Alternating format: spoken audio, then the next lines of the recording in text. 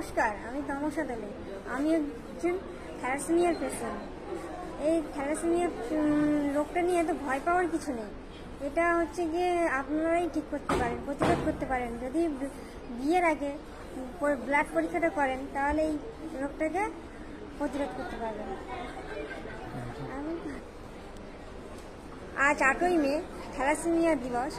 তা আমরা এই NRS মেডিকেল কলেজ হসপিটাল দুটোই এসেছি এখানে তোমাদেরকে সচেতন করতে। তাই বারবার বলছি, বিয়ের আগে অবশ্যই ব্লাড পরীক্ষাটা করে নিও, যাতে তোমাদের আমাদের মতন না ভুগতে হয়। মানে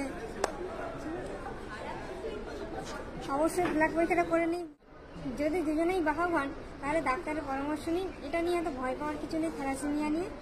আর আজ 8ই মে বিশ্ব থ্যালাসেমিয়া দিবস। এখানে আমরা এসেছি NRS মেডিকেল কলেজ অ্যান্ড হসপিটালে আপনাদেরকে সচেতন বার্তা জানাতে। নমস্কার।